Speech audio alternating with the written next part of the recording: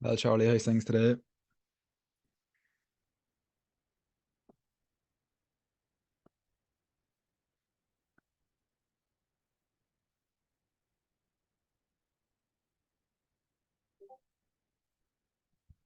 Yeah, I'm good. Can't complain.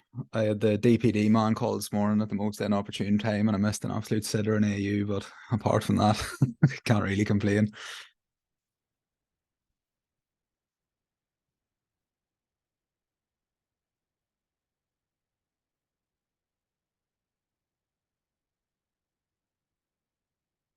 We give it till about 3 minutes past as usual, just to give everyone the chance to get in, and then we'll kick it off.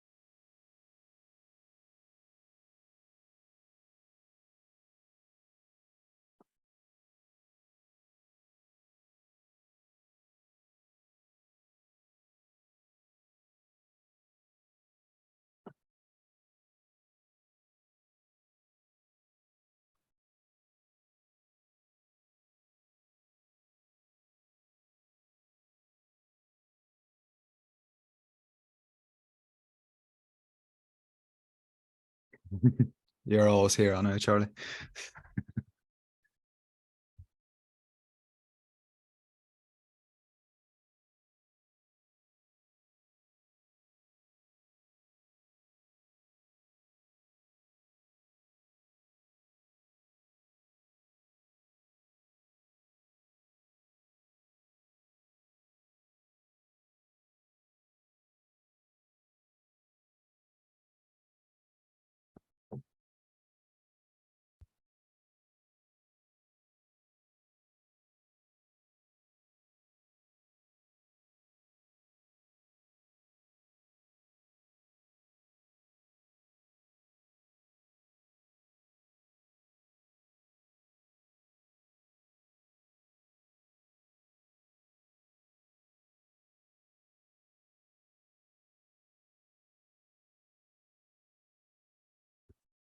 Right, so that's 3 minutes past. Then we'll kick it off now, and then if anyone comes in a bit late to come watch the start of it whenever it's uploaded to the website.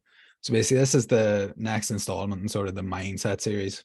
So it's called the Trader Scorecard and developing a deeper understanding of your trading performance. So sort of it'll build on sort of the previous modules on like fear and greed and sort of journaling your emotions, etc.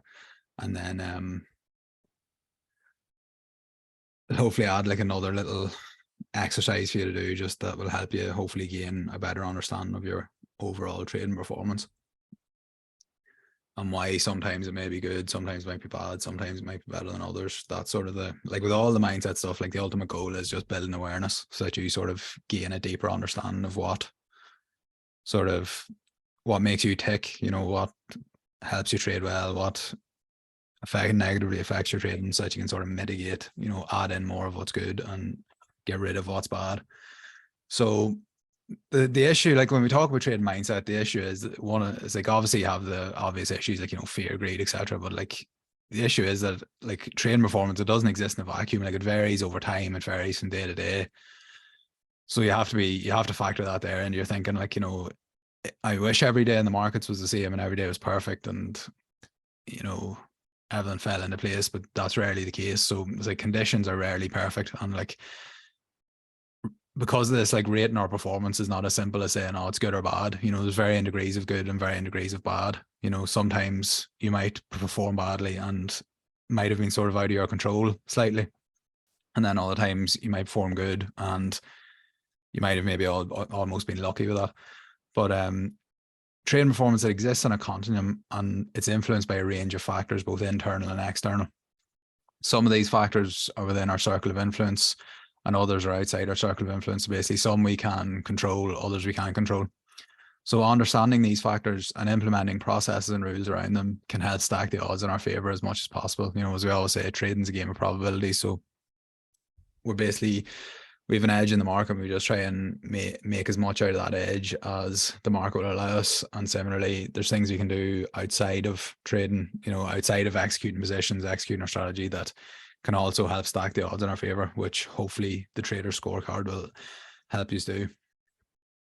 So like some of the factors within our circle of influence mainly encompasses our lifestyle and our trading processes. So lifestyle, like with your lifestyle, like I know I always touch on this, but like if you're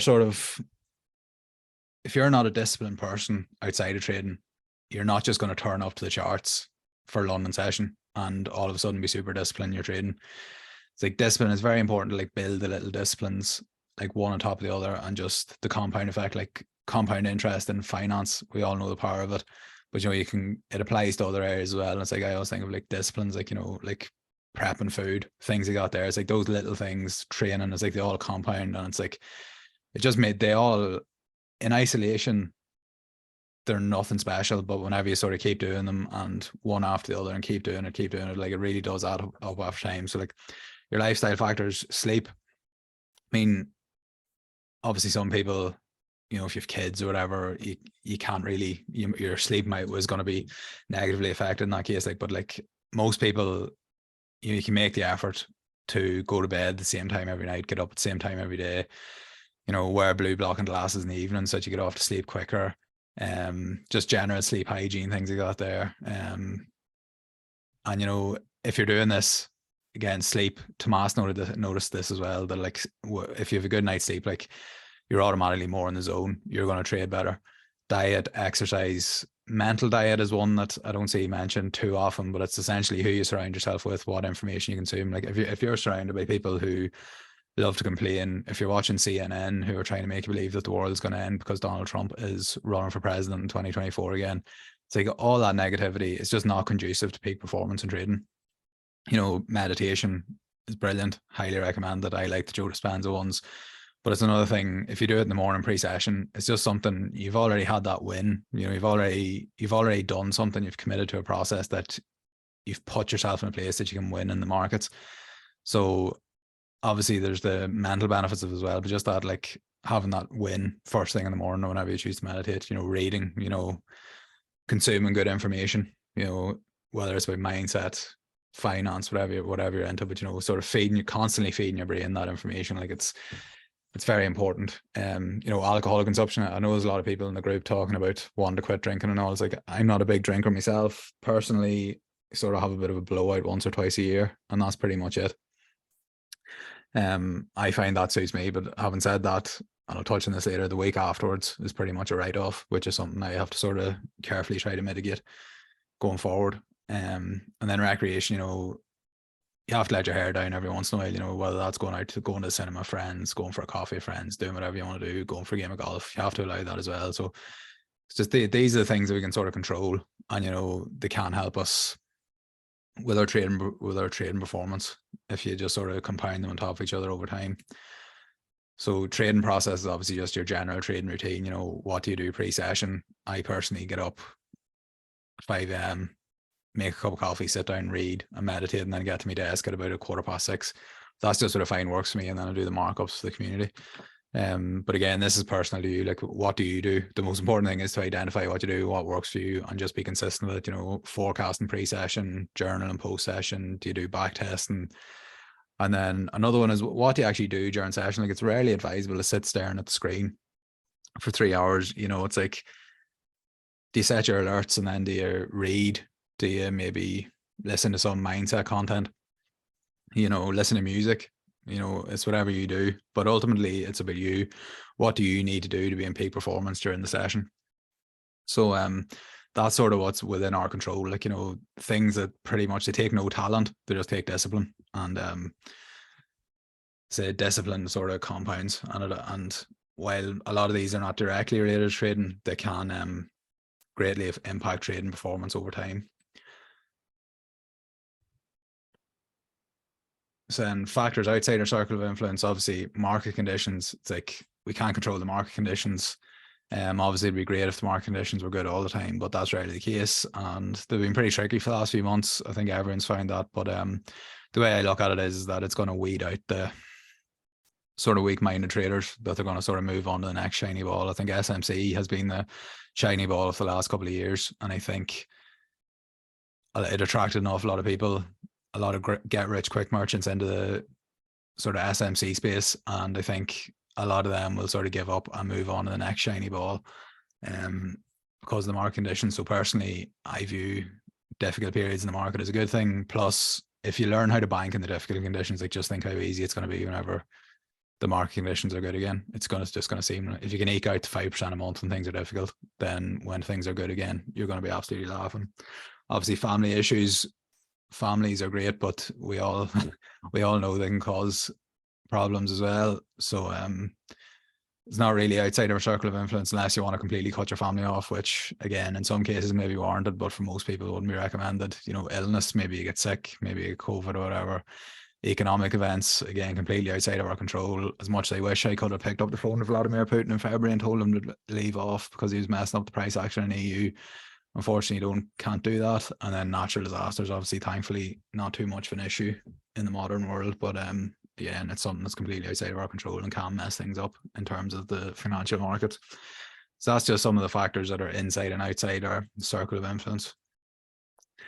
Then the continuum of trading performance. As I've said already, trading performance that exists in the continuum. You know, it's not just good or bad. You know, there's varying degrees of good, varying degrees of bad. It's important that we build awareness of the characteristics of our different levels of performance and how each level is influenced by the various contributing factors. So it's essentially, what do we look like when we're at our best? What do we look like when we're at our worst? And what contributing factors influence us? Like what causes it? What do we do when we're at our best? What are we doing when we're at our worst? Personally, I have 3 levels of performance. I'll just call it the A game, the B game, and the C game. You may have more or less, you know, you might have 2, you might have 5, you might have 10. This is highly individual and there is no right or wrong. So don't feel as though you have to use all 3. If you think there's only 2, or if you want to use 5, it's entirely up to you. But I find 3 works for me because I think any more than 3, and I find it's just too many. And it can just get confusing, as there is with 3. I find there's no overlap. It's pretty clear to me the characteristics of the 3, whereas I think if you were to have more than that, I think like you'd have, you know, if you had 5, you might say, oh well, 2 and 3 are sort of the same and 4 and 5 are sort of the same, and it just gets confusing. So I think it's better just to have clear boundaries between the 2. So 3 levels explained. Each level is essentially characterized by the natures of the errors made within it. So that's basically the type of mistakes you make. So in the A game, I would characterize the mistakes as learning mistakes, which they're largely technical in nature. Mindset isn't as big an issue because obviously when you're at your best, you're generally in the zone. So like your mindset isn't going to be as big an issue with the A game. Now maybe for some people will be, but personally I don't see it that way. They're unavoidable weaknesses in your technical game. They're essentially mistakes that you've not identified yet. So, you know, we're all learning, we're all evolving. We're all completely different traders, hopefully, to what we were 6 months ago. So it's like the liquidation concepts or the internal structure concepts that are new. It's like, you know, when we didn't know what they were, we didn't realize we were making mistakes by trading against them or whatever. But yeah, they're just basically, they're opportunities to improve. Whenever you look back, you should just be able to learn from the mistakes. The B game, they're marginal mistakes. They're usually a combination of technical and mental. The setups, when I'm trading in my B game, the setups, I would describe them as they're usually valid but low probability and may be driven by emotions. So it's like taking an average setup because you experienced a degree of FOMO. You know, it's like the setup might be valid. You know, the M15 POI might be valid. You might get the M1 shock, but there's no liquidation and you enter anyway. But then you end up getting smashed. And again, there's a degree of FOMO maybe because you didn't want to miss out in the trade. And it's that sort of thing. It's like where you're taking, it's a valid setup, but it's not the best setup. And it's usually influenced by emotions. And like in isolation, taking 1 loss in your B game isn't a big deal.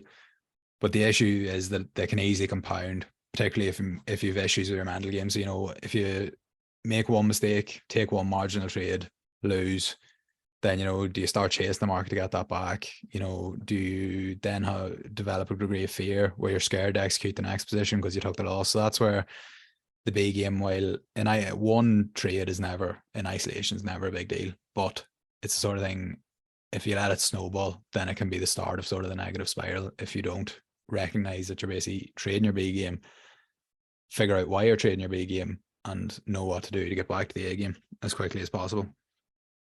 And then the C game is obviously when I'm at my absolute worst. These are the obvious mistakes generally caused by mental game flaws. That's basically where you have your fear, your greed, you're on the emotional roller coaster.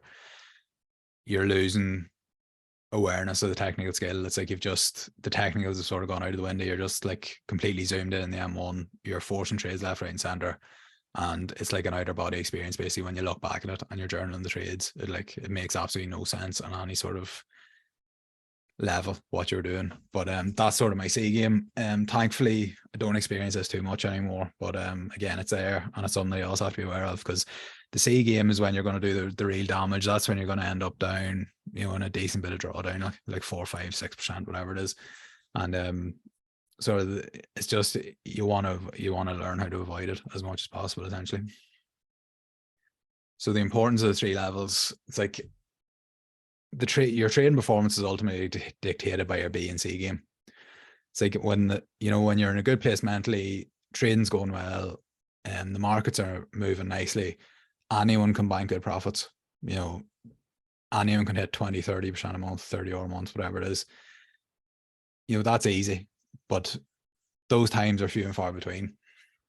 The differentiating factor between the good and the great is, can you still perform when you're not at your best, which is your B game. Now that's obviously, I go into more detail of what my B game constitutes, but it's essentially, it's just as when you're not quite at 100%, you're operating at 80%. It's like, can you still bank the profits when they're there? Or are you just sort of, you miss trades, you don't, you know, you take the odd bad trade. And again, B game, not the worst, but you'll probably end up close to flat if you're trading your B game for a month, because you'll take a few bad trades, you'll miss a few good trades, and you'll probably end up close to flat. It won't be the end of the world.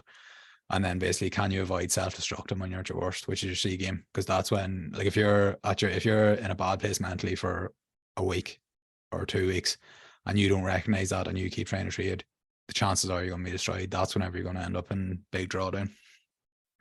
And then again, understand the characteristics of and contributing factors to every level of your performance allows us to establish processes and rules that will allow us to perform at our best as often as possible and mitigate the impact on our results when we're at our worst. So this is where the trader scorecard comes in. We can use the trader scorecard to identify the characteristics of our A, B, and C games and what factors contribute to each level. It's very simple, but incredibly powerful, as with most things in trading.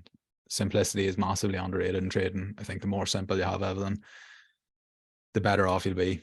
And the scorecard, it can be used for both our mental and technical games, or used in combination. You might want to, personally, I separate them out, sort of, what am I doing? You know, my A game mental and my A game technical. Or you can basically use them on the same scorecard if you want. So then you just want to identify what the characteristics are of each level and the factors that contribute to us exhibiting these characteristics. So this is just mine. I just put this together. It's like, what am I, when I am at my A game mentally, it's like, what am I feeling? What characteristics am I you know, what characteristics am I showing? And, you know, what am I doing that sort of contributes to me being in this state? So like, whenever I'm completely in the zone, I'm well rested, calm, and completely in the zone. As simple as that there. It's just, I'm at peace in my private life, nothing going on in the background negatively affecting my emotional state. I have no external lifestyle pressures. I'm consistently executing the habits that are conducive to peak trading performance, eating well, exercising, meditating, reading, and feeding my positive mindset. Like, this is when I am absolutely at my best. This is how I feel, what I'm doing. And obviously this leaves clues, you know, what do I need to avoid? What do I need to do more of to make sure I'm in this state? I'll sort of go into that a bit more later on. then when I'm on my A game technically, I have a trading plan with clear mechanical criteria. And again, mechanical is super important, because the more mechanical you can make your trading plan, the better your trading performance is going to be, because you need to be able to say, if A, then B, if B, then C. And it takes all the emotion, takes all the thinking out of it, and takes all the, whenever you pass on a setup and you're sitting there and you're going, should have taken that, blah, blah. You ideally want to be able to say, no, that setup did not meet my plan. No emotion, no FOMO, don't care. So mechanical criteria is a big one. I'm confident that the plan provides me with an edge in the market over a large sample size. So again, I know that if I execute the plan correctly, which whatever that is, and basically it will reward me over time.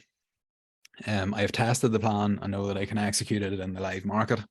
So you might have the greatest plan in the world in theory, but if you can't execute that in the live market, if you're naturally more conservative and your plan is set up to be more aggressive, then you're gonna have trouble executing that in the live market. You want to generally have your plan as basically you want it in line with your personality.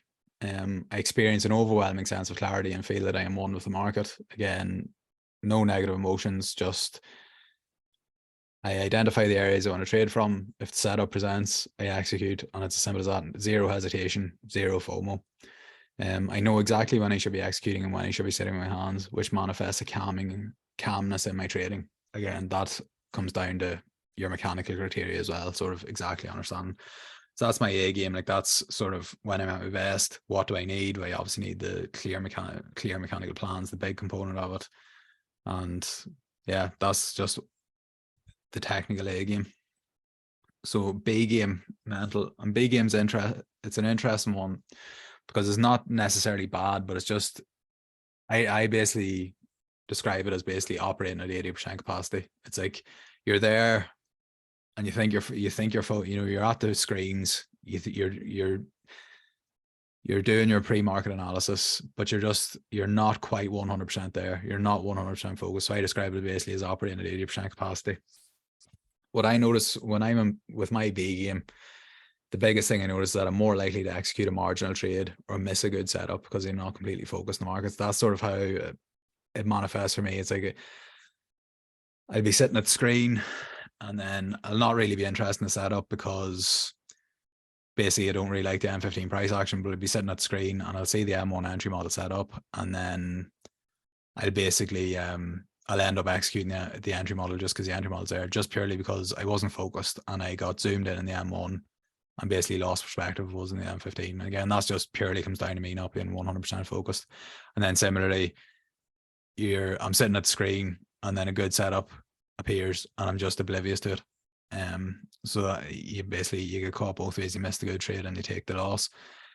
I would describe it as a slow death by 1,000 cuts, because again, in isolation, one or two trades is not going to make that much of a difference. But again, things can negatively spiral quite quickly if you don't get a lid on it and you don't sort of recognize what's happening. I find that, like, when I'm on my B game mentally, it generally happens when I'm not being consistently executing the key habits that are conducive to peak performance, which is obviously this sort of, for me, is even beyond trading, because I'm sort of very consistent with my trading processes. Like, I always do my pre-session markups because I have to share them in Discord anyway, but it's more so I start slacking on exercise, start eating a bit shit. Sleep's not as good. Start sort of staying up a bit later, get a bit slack with putting my blue blockers on in the evening, etc. And again, these, one or two things, people say, oh, don't be too strict, you need to take a day off. And it's like one or two things, again, missing these things 1 or 2 days isn't a problem. It's whenever it sort of starts creeping in, and the 1 day turns into 2 and the 2 days turns into a week. And then all of a sudden you've been at your B game for a week or two. It also usually happens when I've been thrown out of my usual routine. Like, I went over to London on a stag party at the start of September. It was like a brilliant weekend, like caught up a load of friends that I hadn't seen in a long time. Incredible. But the next week was a write-off, purely because I came back, I got home Sunday. So basically Monday was a write-off anyway, but then Monday turned into Tuesday turned into Wednesday. And then by the end of the week, I basically took stock, looked back, realized Didn't even take any trades because I knew I wasn't in the frame of mind to take it, so I didn't lose on it. But I just knew it got to the end of the week, and then I realized, all right, I haven't been training, I haven't been eating well, I've been slacking on my meditation and reading, and it's like it's just how quickly things, when you're thrown out of your routine, it's very easy to struggle to get back into it, which is why basically my big takeaway from it is like if I'm ever away and they're up for the weekend, it's like basically I have to be in the gym pre-session on Monday morning, just because that's just the discipline, building the discipline that you're telling yourself, no, you're back in routine now. The party's over. You have to start doing what you're doing, because it's so easy, miss one gym session in isolation, not a problem. But then if you just let it snowball, that's sort of where the problems come. So yeah, that week was a write-off, but that's sort of my big takeaway, sort of reflecting on it, was that just have to force myself to go to the gym at 5 o'clock when on my first day back, because just have to get back in the routine. So B game technical, still technically aware. It's like haven't completely lost the plot. It's like I'm still aware of what constitutes a good setup. But the trades that I take, they're generally valid but lower probability. Sorry. They're generally valid but lower probability. So like they're your aggressive entry models, your chalk without a liquidation, not the best M15 POI, if the M15 POI is no inducement, etc. They're valid setups, but they're lower probability. And best described as basically an increase of impulsiveness. So it's like basically find it harder to filter trades. It's like, whenever a setup presents, sort of automatically usually jump out like the M15 4R and sort of look at it and say, right, do I really want to execute here? Does it all make sense? Whereas I find when I'm on my B game, I find it far harder to filter, and I'm much more zoomed in on the M1. And it's just like, oh yeah, the entry model's there. I've got the chalk. It's an M15 POI. Yeah, it's an M15 POI, but is it a good M15 POI? But yeah, it's easy to just again take a few losses. But and again, in isolation, that's not the end of the world. But it's just if you let it snowball, I'll not be interested in entry because the price action does not fit my M15 frameworks. But then I end up executing an entry model that sets up in the moment in the middle of the session, and basically look back and like, why did I do that? I wasn't even looking for an entry. But again, it's just losing perspective, the impulsiveness.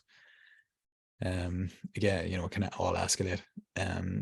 It's easy to get stuck playing the big game and not realize it for a couple of weeks or a couple of months. And again, the big game's not the worst, because you might be flat, close to flat, you might be up a bit, you might be down a bit over a month, but it's just not good. You want to be in your A game as much as possible, and you want to sort of capitalize on the market as much as possible, because again, we don't know, the market might be good when you're in your B game and you might miss out on a load percentage, and then when you get back in your A game, the market might be quiet again. And you just, as I always say, the markets are inconsistent, trading strategies are inconsistent. We have to bring the consistency to how we approach the markets.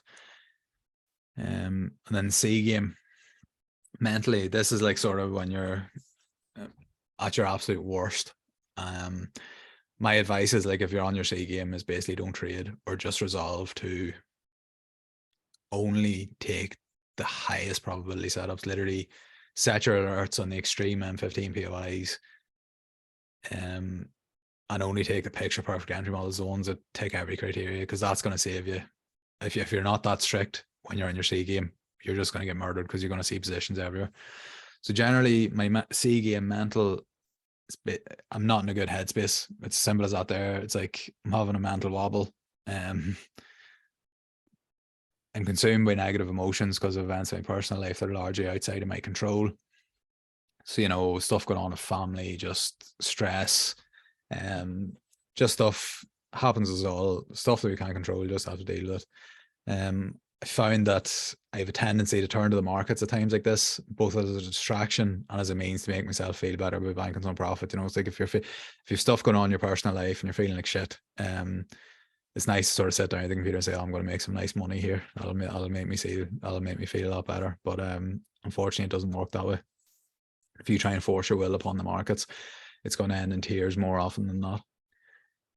I generally force trades, mainly because I'm seeking the external validation from the markets. I want the markets to make me feel better. You take a stupid loss because you want to make the money, you're aggressive. This makes you feel worse. and then things quickly spiral out of control as they chase the positive emotional hit. So that can be overtrading, or maybe you resolve not to trade then and you missed a good setup. It could be either of those.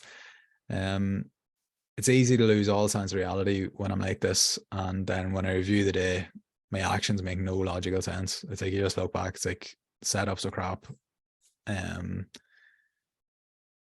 way too aggressive, exceeded my loss limit, whatever. It's like just basically is whenever you're at your absolute worst. I can't emphasize that enough. C game, the technical aspect, because of my skill level, I'm still reasonably technically aware, but the impulsive nature of my C game greatly inhibits my ability to filter positions. So I can justify pretty much any position just because I'm chasing the high of that winning trade. I'm looking at these very, very, very low quality setups and I'm saying, oh, but it could play out, and oh, I'll TP at 5-or, I'll just bank a quick 5-or, it'll make me feel better. I get lost in the M1 and lose the MTF and HTF perspective. Again, happens us all from time to time. It's an absolute cardinal sin. I switched to a split screen layout on TradingView a few weeks ago, and it's been an absolute game changer, because as soon as I see something setting up in the M15, I can sort of look at the M1 and the F4R together and sort of make sure that I'm not too zoomed in. It's massively helped me. I find that I'm much less inclined to force on them now.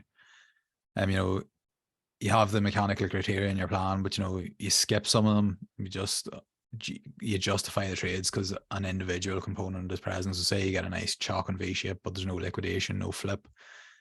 You just justify the trade, saying, "Oh yeah, it could play out." Quite simply, when I'm like this, I've no business being in the market, purely because I'm just not in the headspace to bring consistency to the markets, and it's more than likely going to end in tears. I'm more than likely going to end up losing money, and it's important to recognize this, that when you have your C game or your B game for that matter, like if you have your B game and you feel a bit burnt out, and it's okay to just step back, take a few days off, and then come back and reevaluate things. So it's perfectly fine to step away from the markets, but particularly when you're on your C game and generally you're in such a bad headspace, it's just not good to be trading. It's better to just be conservative and just leave the markets alone for a few days. So what gets measured gets managed. So once we have mapped the patterns within each level of our performance and what contributes to them, we can implement rules and processes around them. So obviously rules are sort of strict, basically yes, no, you can't do this, you can't do that. And then the processes are obviously, little habits or little,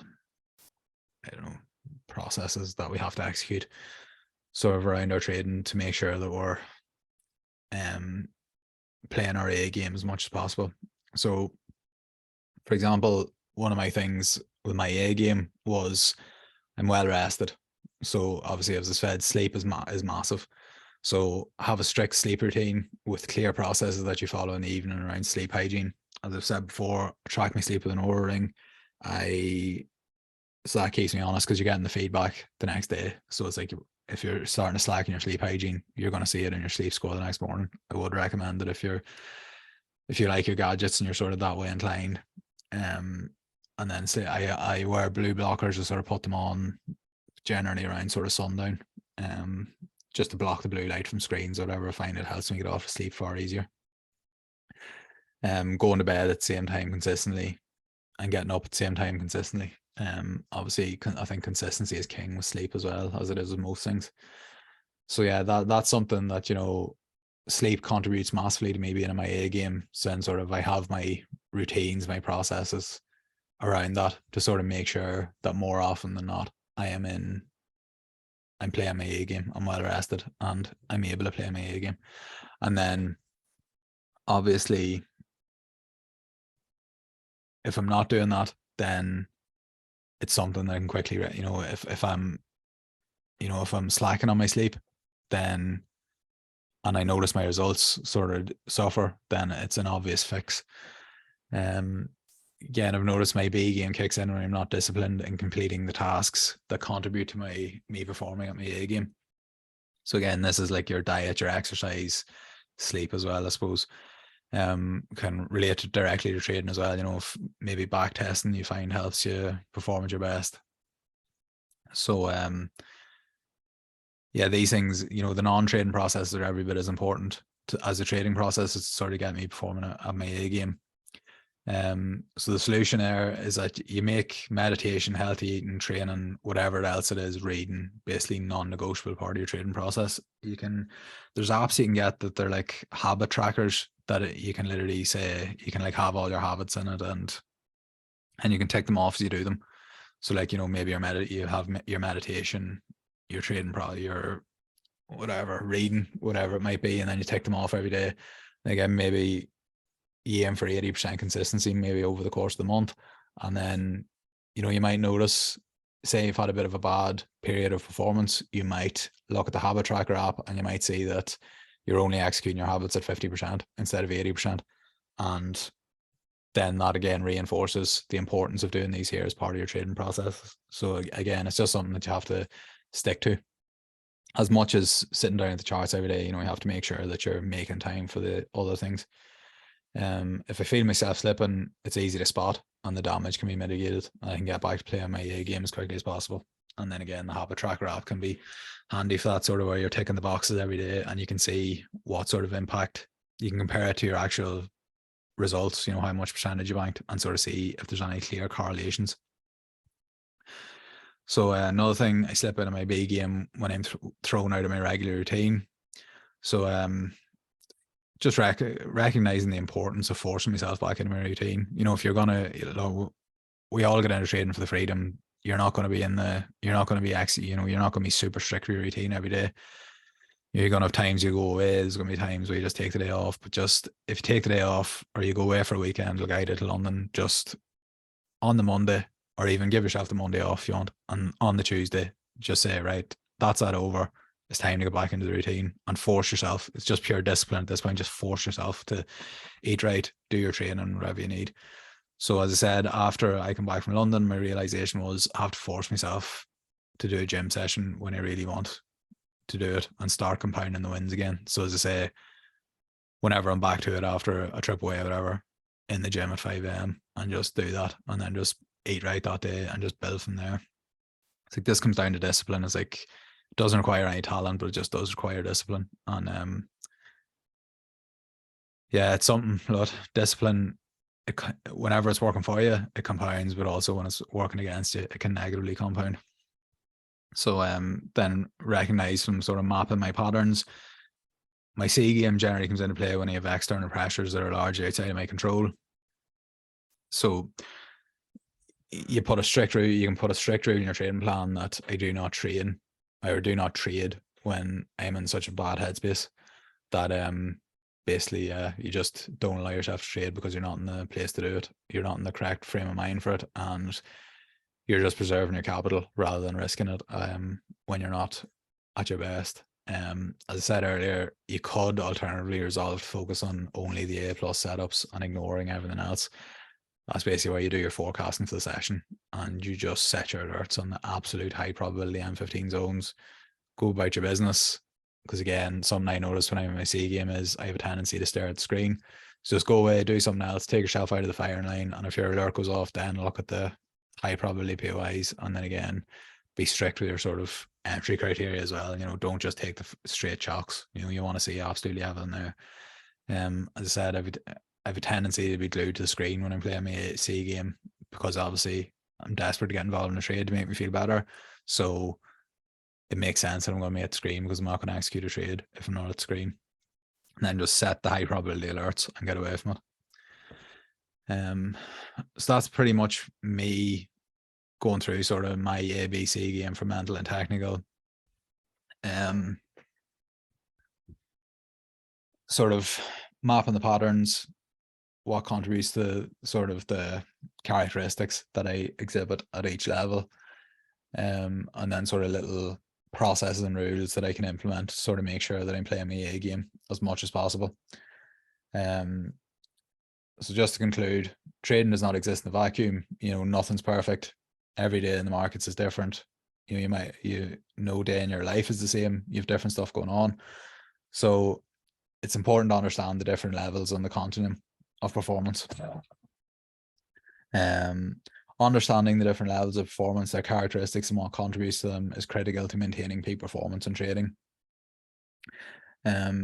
Using the trader scorecard to spot trends and establish rules and processes around them that will allow you to play your A game more often than not, and just as importantly, mitigate the damage when you're playing your C game. Because as I touched on, it's like generally, I forget what the quote was, but the saying that you basically fall to the level of your coaching or your preparation, as opposed to rise to the level of your skill. So again, it's super important to sort of recognize when you're playing your B or C game and mitigate the damage and just get back to your A game as quickly as possible by doing what you need to do to get there. And as we always say, attacking the process is the key to long-term success in this game. But, you know, we have to know ultimately which processes to attack. You know, it's all very well saying attack the process, but what are the actual processes? So again, this will hopefully help you identify what processes you need to do every day for you to be at your best in the markets, and basically just tick them off. And again, the habit tracker app can be massive for that, because it's a visual representation of how consistent you're being with the processes. So that is pretty much that. Does anyone have any questions about that, or?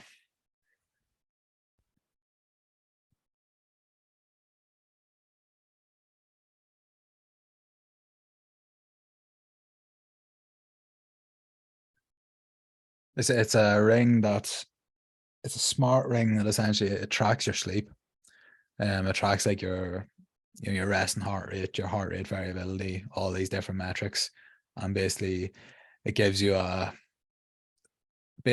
a readiness score and a sleep score the next morning. So basically rates how good your sleep is. If you're a bit of like a geek and you like your sort of tech and your stats, I definitely would recommend it, because I find it just it keeps me honest with sort of the processes that go into me getting a good night's sleep, and that, you know, get me blue blockers on, I go to bed at the right time, you know, and then generally the result of that is a good night's sleep. So I would recommend them. Jordan, thank you, glad you enjoyed it. Hussam, thank you, glad you enjoyed it. Does anyone have any general questions about technicals or any of the price action today or anything?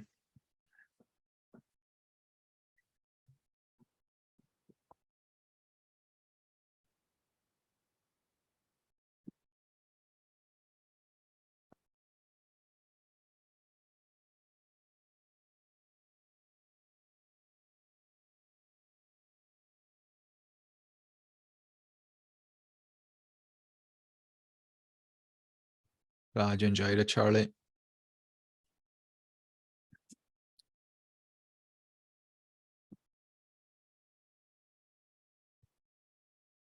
So I will do up a bit of a Notion template for sort of just the different A game, some prompt, A game, C, B game, C game, just some sort of prompts that will sort of help you identify. I will share the link in the Discord. I'll try and get it done this afternoon, but at the latest it will be tomorrow.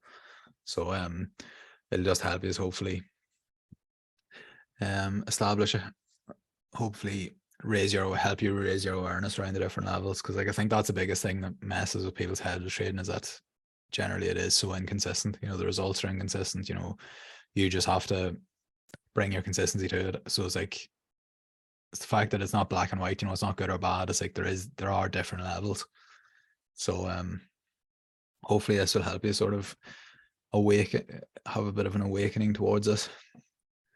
So if nobody has any more questions, then we'll call it a day there then. Is that all right?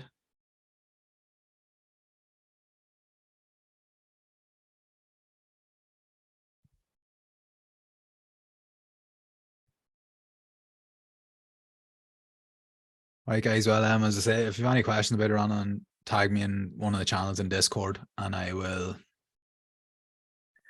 get back to you, and I will get that template together as quickly as possible. And hopefully you'll be able to start mapping your processes, etc. So thanks very much for your time, guys. I hope you find that useful.